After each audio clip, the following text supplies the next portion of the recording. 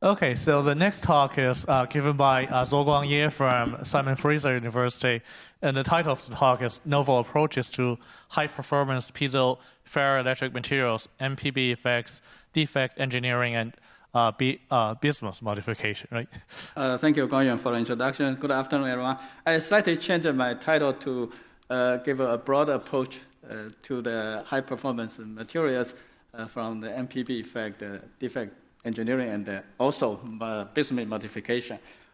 So I would like to give a brief review of the recent development in piezoelectric materials, and then talk about 3 approaches we use. One is morphotrophic phase boundary effect in the generation 2 crystal. Second is defect engineering to achieve the self-polarization and the piezoelectric memory effect. And then the third part is the bismuth-containing piezoelectric materials. So as you all know, that the development of the piezoelectric materials undergoes a breakthrough with the discovery of PMMPT, PZMPT single crystals.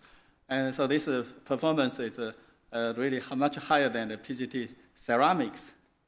So along with, thanks to the support from ONI and DARPA, the single crystals of PMMPT have really developed into industrial production. They are available for applications. And alongside with material development, a group of crystal growers and the device engineer will have worked out a standard which has just been published by IEEE. It's IEEE standard 1859. And so this standard specifies the compositions of different crystals, for example, PMMPT, PZMPT, and also the characteristic properties, that is constant temperature, TC, and the piezoelectric coefficients. So we hope that this will be a useful reference to the community, which will help promote the application of this material, for example, in the high-performance ultrasonic imaging systems, which uses the single crystals as a probe, enhance the bandwidth and also resolution and the accuracy of these devices. So, however, the material development will not stop at the PMMPT, PZMPT system, because the binary system shows some inherent drawbacks, especially at the low TC, around 100, 120 degrees, and also even lower depolling temperature, which I will show is due to the morphotrophic phase boundary effect. And the cohesive field is low, which is prevented this material from being used at high power. And also the mechanical quality factor is low, which generates heat in high power application. So there, in the last few years, there have been efforts to develop new or modified materials with hopefully higher TC and higher TRT, and also the higher cohesive field to achieve stable properties as function of temperature and also high mechanical quality factors. So the system have been working, have led to the so-called generation 2 and 3 piezoelectric crystals. First approach would be using the doping, mostly the transition metal doping into the binary system. This could increase some TC and TRT, rhombohedral tetragonal phase transition temperature, and also, but the effect is not very consistent. So the better properties were obtained by the ternary system. When we expanded the binary system into the ternary by including lead indium niobate, become PIN, PMMPT. So this ternary system shows a larger composition range where we can tune the temperature and the cohesive field. We can reach a higher TC, TRT than the binary system and also higher TC. Other ternary systems show interesting properties are also being developed. And we have also put effort on the growth of single crystal PZT, which actually have proved to be a high TC and high piezoelectric materials. So one of the problems for the binary system is the so-called depolling effect, which can be seen here. For example, the dielectric constant, before reaching the TC here, shows a very peak. This peak is due to the morphotrophic phase boundary effect, and this is caused depolling, and at that temperature, the properties decreases. So it's not, this actually limit range of the temperature range of operation for the materials. This is because of the morphotropic phase. If we call it simplify as a rhombohedral tetragonal, it's both ferroelectric phase transition before the paraelectric phase. So we have taken some approach to improve the property of these materials. First approach is to use the morphotropic phase boundary and the phase sequences and to extend the temperature range operating in the PIN, PMM, PT single crystal. As I mentioned, the morphotropic phase boundary is this curved morphotropic phase boundary that's called the dipoling, and in the binary system it's quite low, only 60 degrees. In the ternary system, by putting the PIN into PT and the PMM PT, we extended the morphotropic phase boundary from binary system to ternary, and in this range we have a temperature range in which we can find a high TC and high morphotropic phase boundary, or TRT, we can simplify, and also high coercive field. But still, the dipoling temperature is still quite low. So this is, for example, the example of the ternary crystals we have grown. It shows a very high piezoelectric D33, good, larger coercive field than the PMM PT binary system, also high remnant polarization. So how to overcome this dipoling at the morphotropic phase boundary transition? So we can make use of the phase sequences there. So in this ternary system, first, we found that in some composition, there's a monoclinic MC phase that exists in there. So this monoclinic phase is confirmed by the extinction, which is not at the 90 degree or 0 degree to the 100 direction, and also by the rotation of the extinction angle, which is associated to the polarization optical indicatrix as function of temperature. So this confirms the monoclinic symmetry of this phase. And so this is MC phase near the morphotropic phase transition. This is pseudo-binary phase diagram with the titanium PT concentration, very pseudo-binary here. And if the titanium concentration is slightly lower than here, we have a monorhombohedral phase. And this rhombohedral phase will undergo a phase transition from rhombohedral to monoclinic MA instead of cubic here. So this MPB phase diagram is established by X-ray and also polarized light microscopy. Interestingly, this phase transition, rhombohedral to monoclinic phase transition, is reversible. So that means that this is the domain structure of rhombohedral phase, and this undergoes a phase transition into a monoclinic MA phase at this transition. And then if we cool down, go back to rhombohedral phase, domains basically recover. So this is a kind of domain memory effect. So that means that there's no dipoling. We can expect no dipoling effect here. So let's see what does this do to the properties. So undergoing this transition, so this is the so-called piezoelectric recovery percentage. So that means we heat up at this temperature and cool down, measure the property, heat up at this temperature, cool down, measure the property.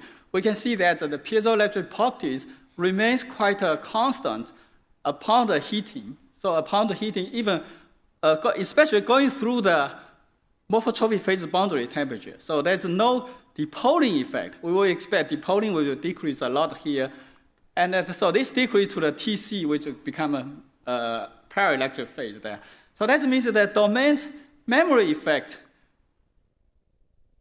allow the crystal to maintain the high piezoelectricity up to TC going through the TRT without the dipoling at the morphotropic phase boundary. So this, in fact, extends the temperature range of operation of these crystals from this TRT dipoling and up to the TC temperature. So we can avoid this dipoling effect going through this. So it's important to tune the composition in this range to avoid the dipoling effect. And so this can be understood in this way. So from most of the MPB transition is from rhombohedral to tetragonal. That's why it's called TRT. And if rhombohedral polarization along 111, tetragonal is 100. So this is many variants here. And once you go through tetragonal, you go back, you depole it because your domain will not go back to rhombohedral state. But if you have the ternary system, if you have a composition near the rhombohedral monoclinic phase transition, because the monoclinic polarization are in the 1-1-0 plane, and after this phase, when you go back, domain actually recover to the 1-1-1 direction. So the polar state will not be lost. That's why there's no dipoling in this phase transition, this sequence. So this is one way to extend the temperature range of the ternary crystals. The second example I show is the defect engineering to have a cell polarization and a domain piezo memory effect. So we know that by appropriate ionic doping, we can create vacancies. If the vacancies can be ordered, this is especially in the when the polar phase, polarization appears, spontaneous polarization appears. If the vacancy can be ordered, this can create a so-called defect dipole. And if the spontaneous polarization appear also can be associated with the defect dipole, we can have a kind of self-polarized state. So that means the spontaneous polarization will line up with the defect dipole without the application of an electric field. So the question is to find out what's your system to create this kind of defect. So we work on the PMN-PT with the ternary lead standard. Because tin could have a 2+, 4+ mixed valence state. And then we started with tin 4+ in the PSN, but tin is easily reduced to tin 2+. And by this reduction, this creates oxygen vacancies and a point defect. And so hopefully this point defect could audit up, and then this will lead to some interesting polarization state. So we grew the single crystal of the ternary crystal system by the high temperature solution method. And interestingly, when we measure the piezoelectric properties of this crystal without the poling, so it's unpoled crystal, it shows a very high piezoelectricity, a D33 of 1400 picometer per watt. And then we're going through heat this crystal through the TC phase transition. So this is the number of cycles that we heat up and cool down through TC. And you can see that then we measure the D33 at room temperature. You can see that D33 at room temperature does not change, almost remains constant after several cycles, heating cycle through the above TC. So there's no depoling here. So self-polarization first, and then the polar state, the piezoelectricity is maintained through above TC. So this is the extended to high temperature piezoelectric effect. And then when we measure the PE loop, you can see that it's a severely displaced PE loop, which suggests that there's a very strong internal bias field that it's consistent with what our initial model. So there must be defect dipoles exist there. So we can explain it in this way. So when this tin is reduced from 4 to 2+, there's an oxygen vacancy form. At high temperatures, oxygen vacancies are distorted, exhibit disorder.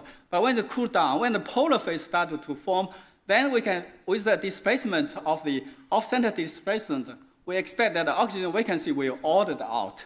And when the oxygen vacancy audits, it creates a defect dipole PD.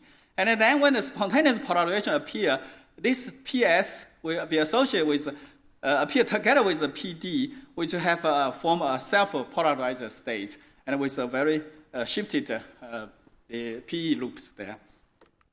And so that means that the contribution to the piezoelectric response here, there are two parts. First is the spontaneous polarization, of course, that's in the polar phase, but also the point defect polarization here. These two together contribute to the piezoelectric effect. So we can confirm this assumption by measuring this, measuring the spontaneous polarization or coercive field as a function temperature. We can see that the PR decrease or drop to 0 at the TC. So that means that the spontaneous polarization contribution vanishes at the TC, which is like a normal piezo ferroelectric material. However, the contribution from the defect dipole actually exists way above TC, which is about 150, 160 degrees. So this is the displacement as a function of the voltage merged at 190 degrees. So that means that the materials continue to be piezoelectric even above TC because of the defect dipole contribution there. So this is an interesting approach, again, to extend the temperature range of the operation of the materials in the piezoelectric crystals. So I have a few minutes, and I will tell, last example is bismuth containing piezoelectric. So why bismuth? As you all know that bismuth have the same electronic configuration as lead-2+. It has the stereochemically active 6s2 lone electron pair. So this electron pair is believed to enhance the polarization, as in the case of the lead-containing materials. And the advantage of the bismuth over lead is non-toxic or less toxic, so environmentally more friendly. But the problem is that bismuth compounds are less stable. So, for example, bismuth complex perovskite, they need a high pressure to stabilize in the perovskite structure. But we can use a solid solution to stabilize this bismuth compound, or it is partially dissolve into some stable perovskite like a PMMPT or PT or PMMPT. So this leads to a series of solid solutions. For example, one of the solid solutions would be the PT and the BZN. So you have a bismuth here, you have a zinc and niobium. They are both ferroelectric active. So this is an ideal compound to be ferroelectric, but unfortunately it cannot be synthesized under normal conditions. But by solid solution, we can stabilize about up to 30% of BZN into PT.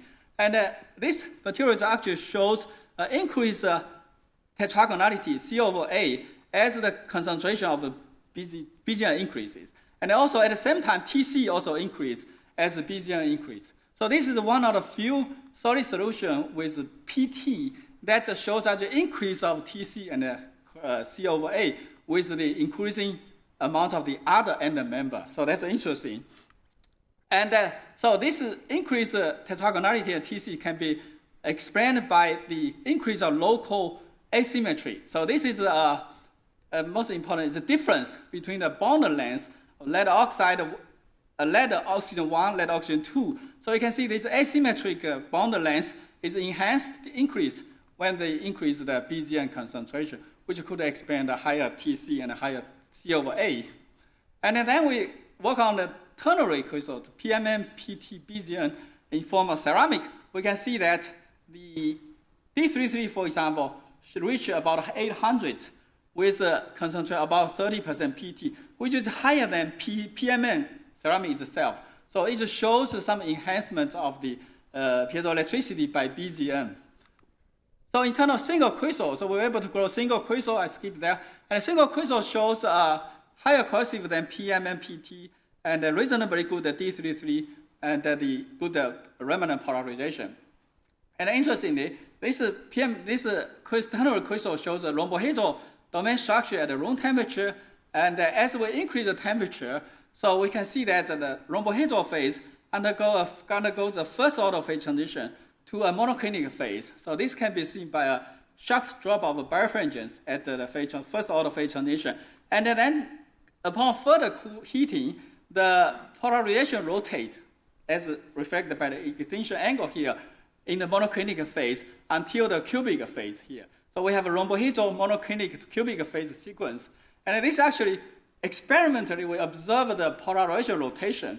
First is the first order jumping from rhombohedral into the monoclinic MA phase in the plane.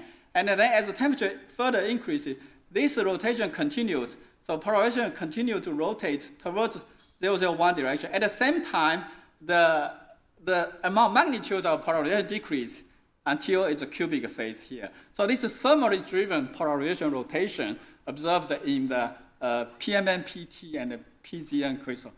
So this is the phase diagram we established there, and the detail of this need to be further characterized and the properties further analyzed. So to summarize, we have shown that using the MPB rhombohedral monoclinic MA phase transition, we can actually extend the temperature range of the properties up to TC without depoling at the TRT. And using the defect engineering concept of the mixed valence state of tin, we can induce a several polarized state which shows a high piezoelectricity at a wide temperature range, even above Tc. And the bismuth-containing material shows interesting enhancement to the properties of the PMMPT. So just the last word about the perspective. So our objective is to develop a high Tc, high piezoelectric material. So, but there's a trend here. D33 as a function, QE temperature always show a decreasing trend. So this is a PCT ceramic, lead-free, and a single crystal high performance, but still low Tc. Bismuth composition shows interesting performance and the potential. Together with the single crystal PZT, we hope that we could develop a high Tc and high performance piezoelectric crystals with this concept. One last word, I would like to advertise this conference on relaxer ferroelectric, which will take place July 17 to 21 in Vancouver. So if you haven't done that, please take a brochure, flyer in the registration desk, and if further information, please refer to our website. Thank you for your attention. Okay, thank you. So I guess we are running late, so let's skip the questions. Yeah. Sorry about You can ask.